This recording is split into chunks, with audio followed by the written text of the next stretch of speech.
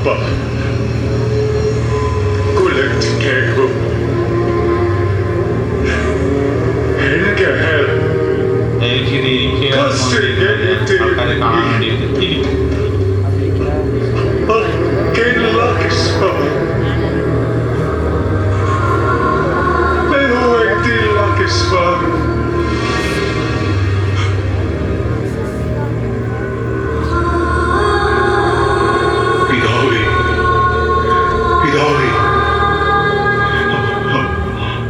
കഴിയുമെങ്കിൽ ഈ പാനപാത്രം എന്നിൽ നിന്ന് അകറ്റിത്തരണമേ. എങ്കിലും എന്റെ ഹിതമല്ല, അങ്ങയുടെ ഹിതം നിറവേറട്ടെ.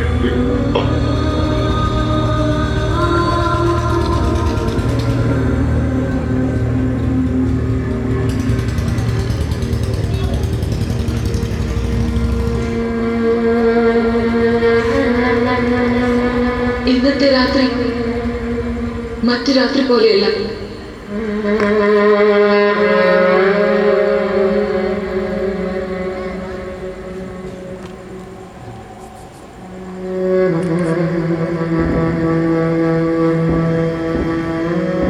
പിതാവേ, എന്റെ മകൻ 12 ശിഷ്യരിൽ ഒരുവനായ യൂദാസ് 30 വെള്ളിക്കാശിന് വേണ്ടി തന്റെ ഗുരുവിനെ ഒരു ചുംബന കൊണ്ട് ഊട്ടിക്കൊടുത്തു. പടയാളികൾ അവിടുത്തെ ബന്ധിച്ച് ന്യായാധിപന്റെ മുന്നിലേക്ക് കൊണ്ടുപോയി. പീലാത്തോസ് ജനങ്ങൾക്ക് മുൻപിൽ കൈകഴുകിക്കൊണ്ട് വിധിവാസിയോട് ചിരിച്ചു. അങ്ങനെ കുറ്റമില്ലാത്തവൻ കുറ്റക്കാരനായി വിധിക്കപ്പെട്ടു.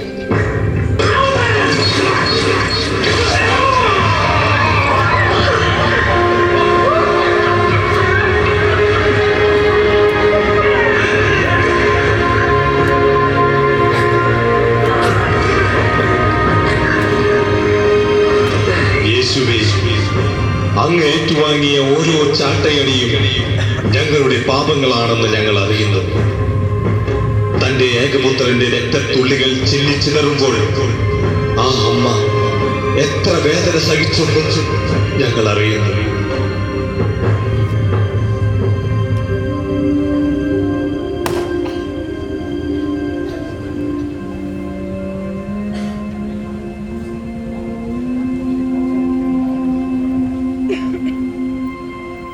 ലോകജനതയുടെ പാപങ്ങളും പേറി ഈശോ മുന്നോട്ടു നീങ്ങി.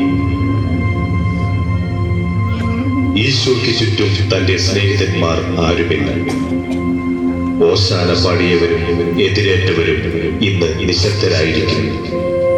ഈശോയെ സഹായിക്കുവാനോ ഒരാശ്വാസവാക്ക് പറയുവാനോ അവിടെ ആരുമില്ല.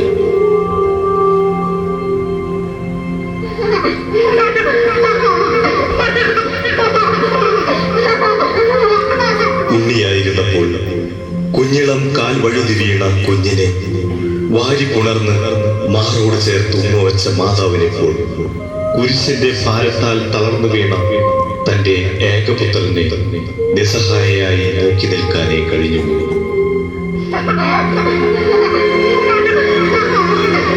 നിന്റെ ഹൃദയത്തിൽ ഒരു വാൾ കടക്കും എന്ന വചനം മാതാവിന്റെ ഓർമ്മയിൽ തെളിഞ്ഞു.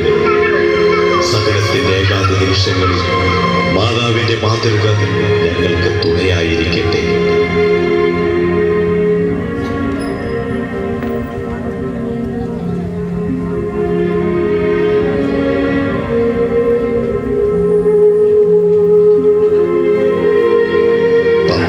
സമയമായിരുന്നു.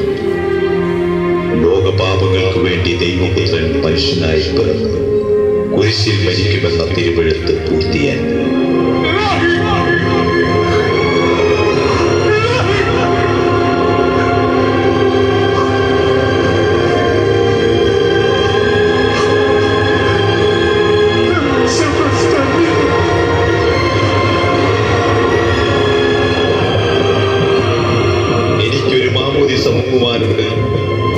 അത് പൂർത്തിയാകുന്നതുവരെ ഞാൻ അസ്വസ്ഥനാകുന്നു. കർത്താവേ, അങ്ങ് ആഗ്രഹിച്ച മാമോദീസ അങ്ങ് നൽകിക്കഴിഞ്ഞു. അങ്ങേ ദഹനബലി അങ്ങ് പൂർത്തിയാക്കി. എന്റെ ബലിയും ഒരിക്കൽ പൂർത്തിയാവും. ഞാനും ഒരു ദിവസം മരിക്കും. അന്ന് അങ്ങയെപ്പോലെ ഇപ്രകാരം പ്രാർത്ഥിക്കുവാൻ എന്നെ അനുവദിക്കണമേ. യേശുവിന്റെ കല്ലറയ്ക്ക് കാവലേർപ്പെടുത്തി.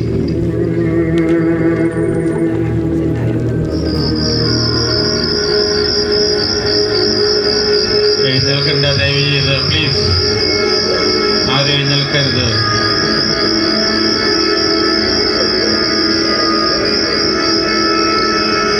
സക്കറിയ, എനിക്ക് വല്ലാത്ത ഭയം തോന്നുന്നു. അവൻ ദൈവപുത്രനാണെന്നും ഉയർത്തെഴുന്നേൽക്കുമെന്നുമാണല്ലോ പരക്കെ സംസാരം. അവൻ ചെയ്ത അത്ഭുതങ്ങൾ നിനക്കും അറിയാവുന്നതല്ലേ? വിഡ്ഢിത്തരം പുലമ്പാതിരിക്കാം. അതൊക്കെ വെറും കൺകെട്ട് വിദ്യയാണ്. അഭിനയിക്കുന്നതും സുഖപ്പെടുന്നതും അവന്റെ ആളുകൾ തന്നെ. അവൻ മരിച്ചപ്പോൾ നീ കണ്ടതല്ലേ പ്രകൃതിയുടെ മാറ്റം? നട്ടുച്ചയ്ക്ക് സൂര്യൻ ഇരുണ്ടുപോയത്. ദേവാലയത്തിന്റെ തിരശീല നെടുകെ കീറിപ്പോയി. കൂടാതെ അവന് സഹായികളായി 12 പേരുണ്ടത്രേ. അതിലൊരാൾ തന്നെയാണ് അവനെ ഒറ്റിക്കൊടുത്തത്. ബാക്കി 11 ഈ ജെറൂസലം വിട്ട് ഓടിപ്പോയി. അവനെ മരണത്തിന് വിധിച്ച പീലാത്തോസും കയ്യഫാസും അവന്റെ അമ്മാവൻ അന്നാസും ഇന്ന് സുഖമായി കഴിയുന്നു. യഹൂദരുടെ ശിക്ഷകളിൽ നിന്നും സ്വയം രക്ഷപ്പെടാൻ കഴിയാത്ത ഈ തച്ചന്റെ മകനാണോ മരണശേഷം ഉയർക്കുന്നത്?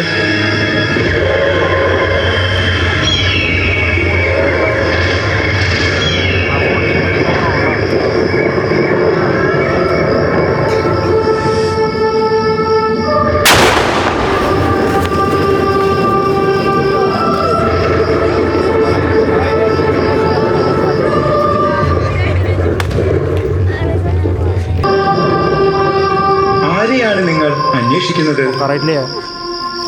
കല്ലറ തുറന്നിരിക്കുന്നു. എന്റെ കർത്താവിനെ കാണുന്നുമില്ല. ഭയപ്പെടേണ്ട. ക്രൂശിക്കപ്പെട്ട യേശുവിനെയാണ് നിങ്ങൾ അന്വേഷിക്കുന്നതെന്ന് എനിക്കറിയാം. അവൻ ഇവിടെയില്ല. അരുൾ ചെയ്തതുപോലെ ഉയർത്തെഴുന്നേറ്റു.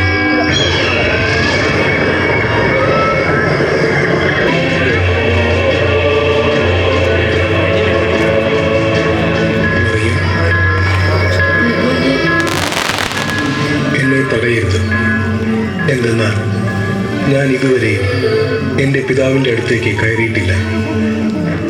നീ വേഗം പോയി എൻ്റെ ശിഷ്യന്മാരോട് ഞാൻ ഉയർത്തെഴുന്നേറ്റെന്നും എൻ്റെ പിതാവിൻ്റെ അടുത്തേക്ക് ആരോഹണം ചെയ്യുന്നുവെന്നും ഞാൻ പറഞ്ഞിരുന്നതുപോലെ ഗലീലയിൽ വെച്ച് അവർക്ക് മുൻപേ ഞാൻ എത്തുമെന്നും പറയുക.